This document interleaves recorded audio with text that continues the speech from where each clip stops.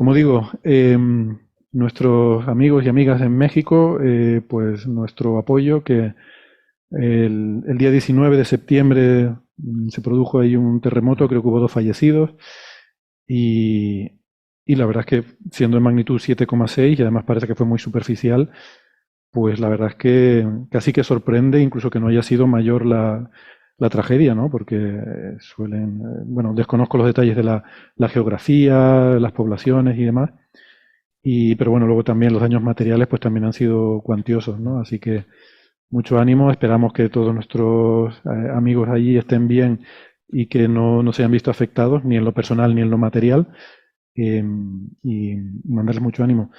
Sí queríamos, como podcast de ciencia, pues tratar un poco el tema este sobre la estadística y que ha generado mucha conversación, la coincidencia, porque ha habido otros 2 terremotos anteriores que han sacudido México en la misma fecha, el 19 de septiembre.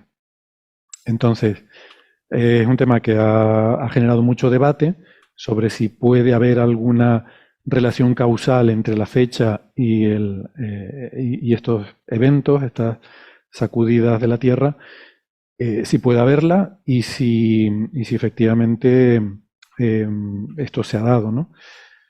Aparte, bueno, también ha habido mucha demagogia en este debate y mucha pseudociencia que ha aparecido también y mucho esoterismo, ya sabemos cómo es la gente con la numerología. Entonces, bueno, si quieren les cuento un poco, yo he estado haciendo números y mirando esto en un cierto detalle. No sé si quieren decir algo primero, pero si no, interrúmpanme cuando quieran. No, en O sea, principio eso, que este tipo de coincidencias siempre acaban generando una numerología asociada y la hipótesis de que algo tiene que estar pasando, alguna correlación tiene que existir, porque las casualidades cuando aparecen en una red social no pueden ser casualidades, tienen que Claro. ser causalidades, porque han aparecido en una red social. El que lo ha puesto ahí lo ha puesto para algo y tiene que sacar muchas menciones en Twitter y mucho eco. Y entonces, claro, esto siempre al final, cuando haces los números, pues te das cuenta de que, bueno, esto es una cosa que puede pasar ya. Yo bastante es que habitualmente, ¿no? creo, Como tú nos mostrarás, ¿no?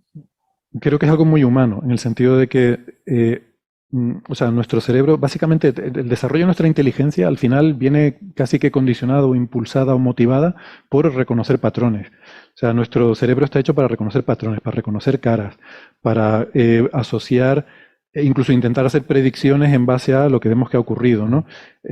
Pues si cuando hay nubes de este tipo luego llueve, pues ya sabemos que cuando vengan nubes de este tipo va a llover. O sea, es un mecanismo evolutivo importante y lo llevamos muy dentro de nosotros. Por eso existe la pareidolia, ¿no?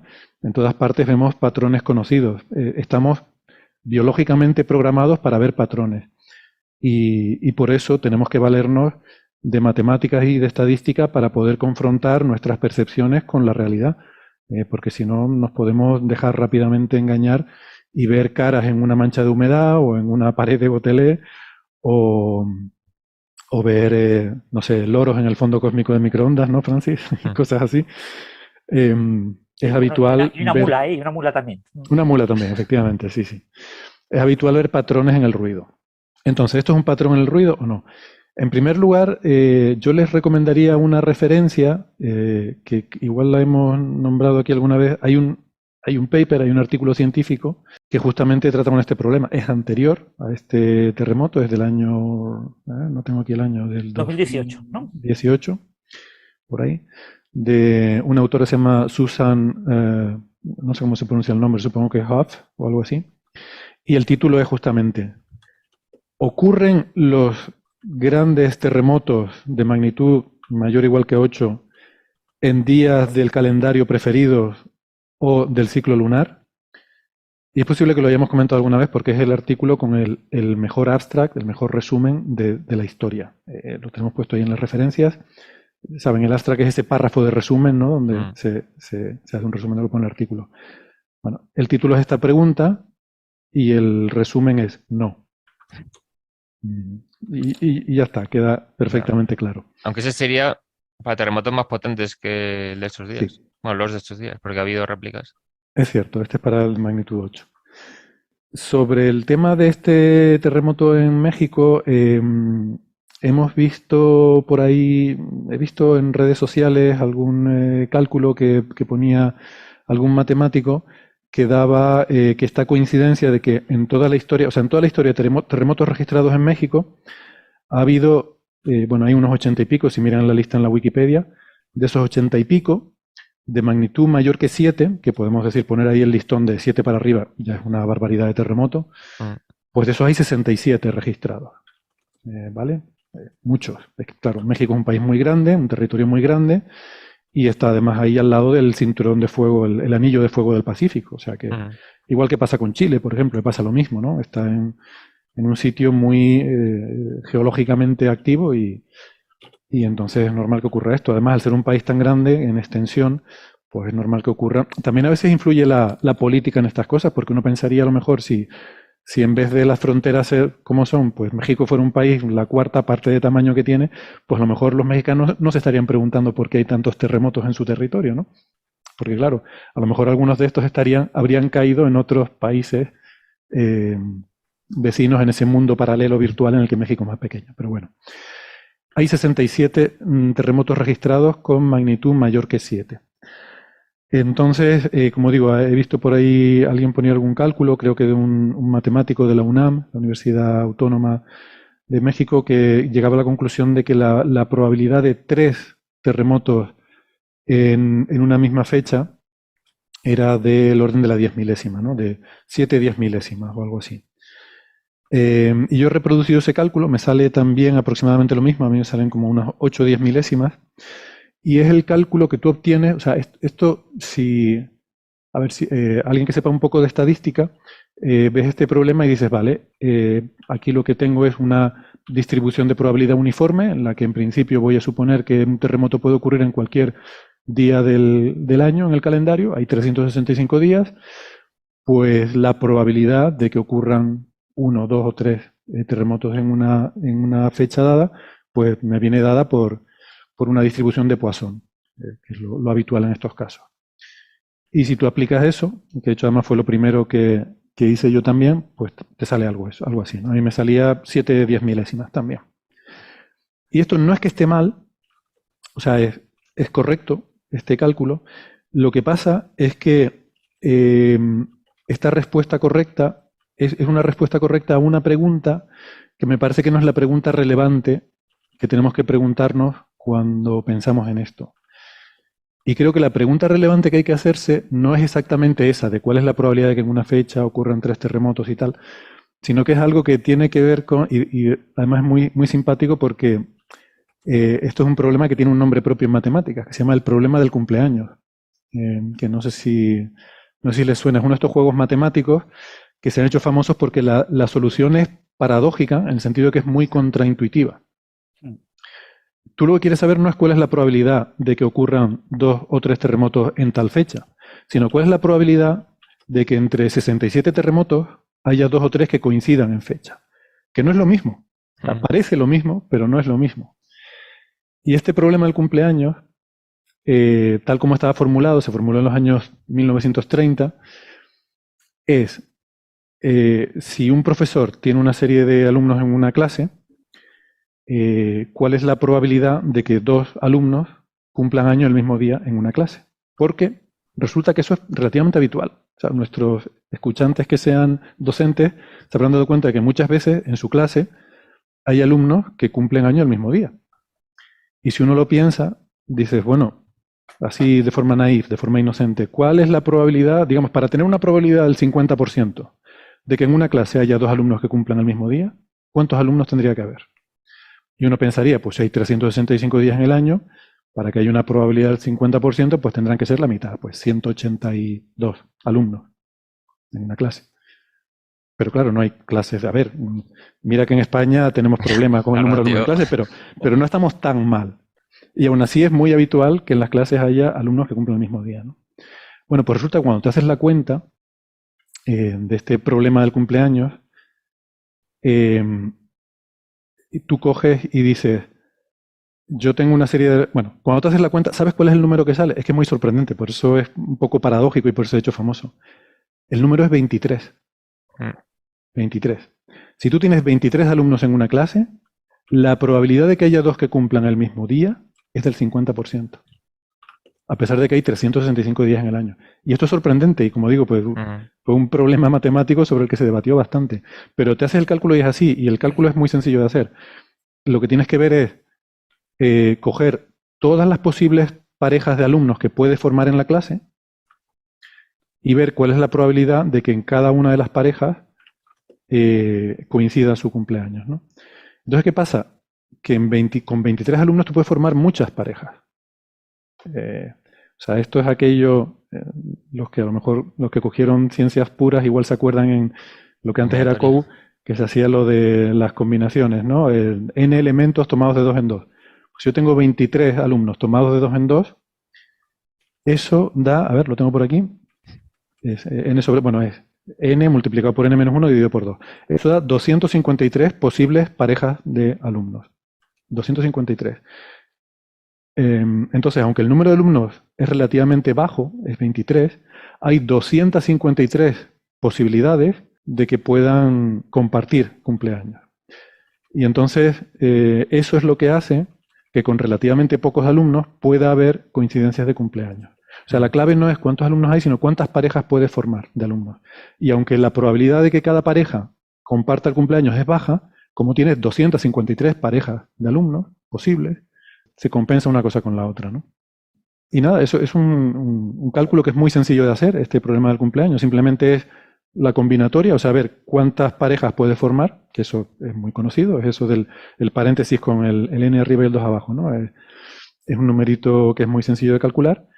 ¿Y cuál es la probabilidad? De hecho, esto es más fácil calcularlo al revés, es decir, en vez de la probabilidad de que pueda haber una coincidencia, decir cuál es la probabilidad de que no coincidan, y entonces la de que coincidan es 1 menos esa, ¿no? Porque la probabilidad de que no coincidan es la de que la primera pareja no coincida, multiplicado por que la segunda pareja no coincida, multiplicado por que la tercera pareja no coincida, ¿no? Porque que no coincida ni una, ni otra, ni otra, ni otra, es un producto de probabilidades, ¿no? Total, que haces todo eso y te sale el número. Ese mismo problema del cumpleaños es el que tienes que aplicar al de los terremotos para responder a la pregunta relevante aquí. La pregunta relevante es, ¿cuál es la probabilidad de que de estos 67 terremotos, 2 hayan caído en la misma fecha? No que digas tú de antemano una fecha y cuál es la probabilidad de que ahí haya... Claro. ¿Sabes lo que quiero decir? El matiz es sutil, pero es una pregunta diferente. Y a veces en ciencia es casi más importante formular la pregunta relevante que dar la respuesta correcta, ¿no? Entonces, si haces eso mismo, o sea, el problema del cumpleaños lo aplicas al de los terremotos en México, simplemente en vez de 23 niños son 67 terremotos. En este caso, 67 terremotos, el número de posibles parejas de terremotos se te dispara 2.211. O sea, con 67 terremotos puedes formar 2.211 parejas de terremotos. Entonces, la probabilidad de que coincidan en la misma fecha es altísima, es del 99,8%. O sea, con 67 terremotos es probable que haya, y de hecho hay varios, o sea, hay varias fechas en las cuales 2 terremotos coinciden en fecha. Vale, ahora vamos un paso más allá. Queremos la probabilidad de que haya 3 que coincidan en la misma fecha. Entonces, se hace igual, lo único que pasa es que es un pelín más complicado porque ahora en vez de parejas tienes que formar tríos. Tienes que ver con 67 terremotos cuántos tríos puedes formar. Y es lo mismo, es n sobre 3. El número es n multiplicado por n menos 1 multiplicado por n menos 2 dividido por el factorial de 3. Y eso te da 47.905 posibles combinaciones de 3 terremotos. Entonces, aunque es muy improbable que 3 terremotos coincidan, cuando tienes 47.905 tríos de terremotos en los que mirar, pues resulta que la probabilidad de que coincidan 3 en la misma fecha es del 30%. No es tan baja. Pero insisto, la pregunta creo que debería ser no cuál es la probabilidad de que el 1 de marzo ocurran 3 terremotos, sino cuál es la probabilidad de que entre 67 terremotos haya 3 que sean en la misma fecha. Pero esta es una probabilidad que no es que sea altísima, pero tampoco es ridícula. Y luego aquí hay que sumar lo que hablamos muchas veces, el look elsewhere effect, porque una cosa es la pregunta de cuál es la probabilidad de que esto ocurra y otra cosa es lo que yo llamo, digamos, la señal esotérica. Es decir, la señal esotérica es cuando nos aparece una pregunta en Coffee Break de que se ha detectado una señal esotérica, algo raro, algo no cuadra. Resulta que, pues, por ejemplo, en este caso, coinciden 3 terremotos en la misma fecha, o resulta que coinciden 2 terremotos con una tormenta solar, o que resulta que coincide un terremoto grande con la fase de la luna de no sé cuánto, ¿no? Entonces, ¿qué quiero decir con esto? Que cuando tú haces tu apuesta de entrada, pues vale, aplicas la probabilidad y ya está. Pero la señal esotérica no funciona así, no funciona haciendo una apuesta de entrada, sino funciona diciendo, de todas las cosas que pasan en el mundo, de repente encuentro alguna que es rara. Y entonces digo, aquí hay esoterismo. Entonces voy a llamar a Coffee Break y digo, oye, científicos soberbios, ¿cómo explican esto? Entonces lo que tú tienes que mirar no es la probabilidad de que coincidan 3 terremotos en México. Lo que tú tienes que mirar es, de todas las noticias que ocurren en el mundo, ¿cuántas dan señal esotérica? Y entonces tienes que mirar que coincida, pues yo qué sé, una catástrofe de cualquier tipo con cualquier otra cosa. Con que, no sé, había un eclipse o que o que resulta que ha habido, no sé, 3 asesinatos cuando había luna llena en no sé qué sitio o que había tal. Y entonces intentamos correlacionar esas cosas, ¿no? Entonces eso hace que algo que a lo mejor pueda tener baja probabilidad, cuando tú estás mirando muchos posibles eventos que pueden hacerte decir, ajá, aquí hay algo raro, pues claro, es que son muchas cosas las que estás considerando. Entonces tienes que pesar la probabilidad por todas las cosas que tú estás considerando. Eso es el Look Elsewhere Effect. Y eso hace que el criterio para poder hacer un descubrimiento de señal esotérica tiene que ser todavía más fuerte, más riguroso, ¿no? Ya. Pero aquí también está la coincidencia de que, como era el aniversario de un terremoto importante, se hacían los simulacros en esa fecha. Entonces, también fue más noticioso porque justo menos de una hora después de acabar el simulacro, ocurre el terremoto. Entonces, ahí sí que había más efecto de, ¡oh, qué coincidencia! Justo tras el simulacro. No, es que las dos coincidencias son la misma coincidencia.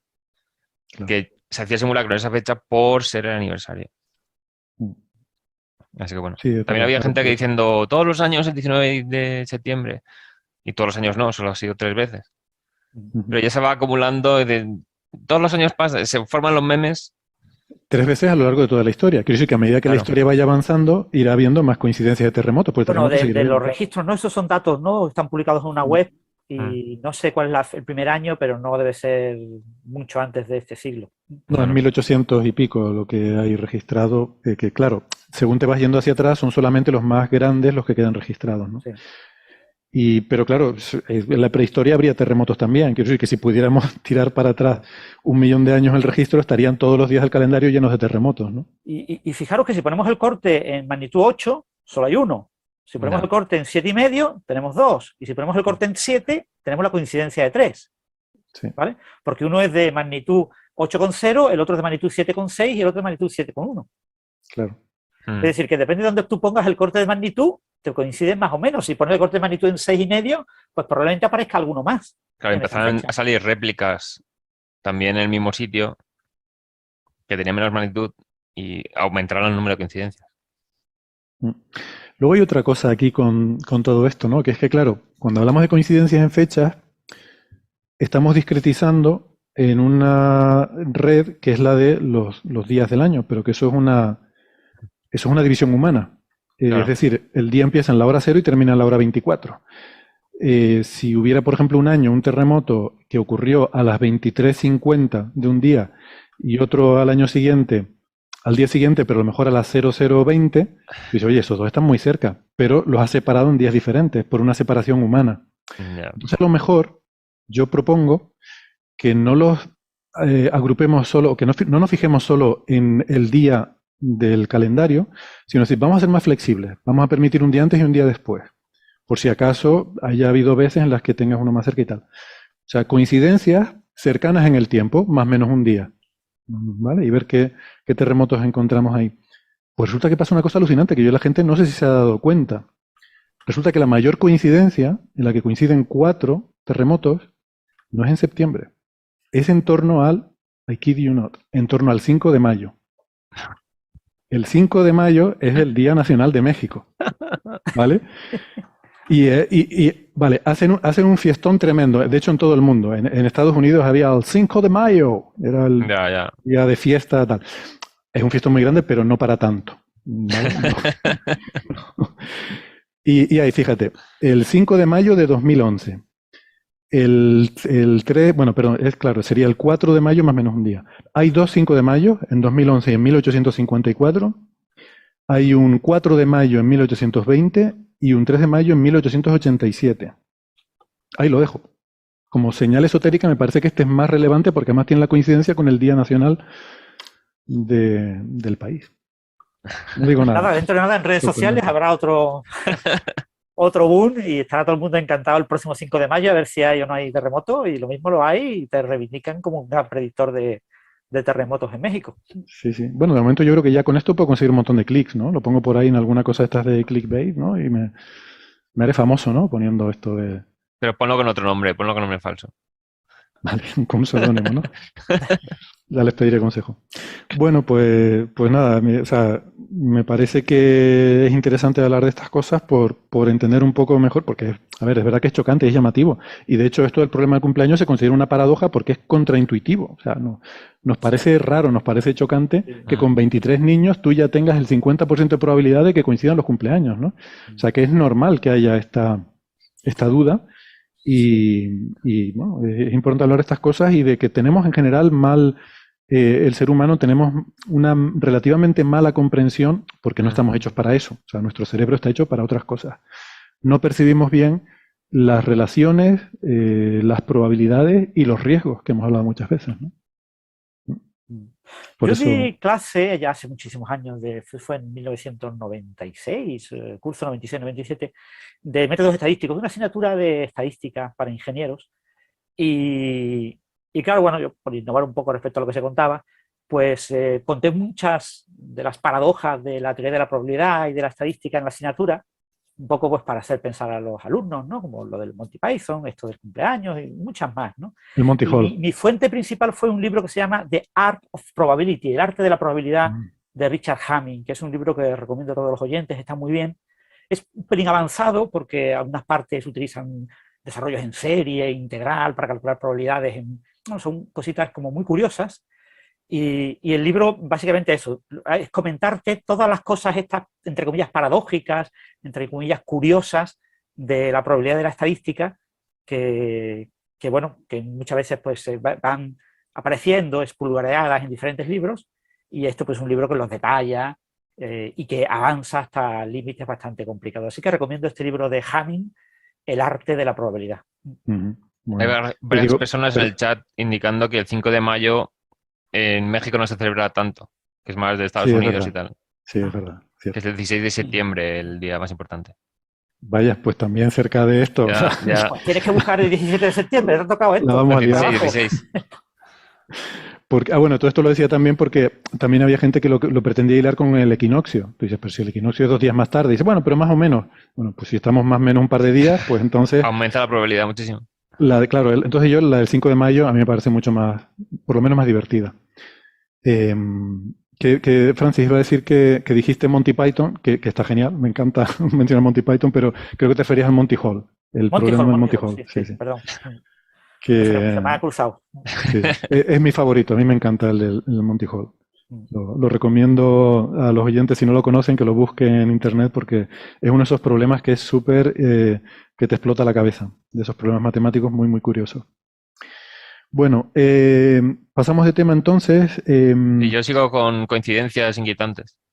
Coincidencias inquietantes. Sobre el fallecimiento de Martin Smith.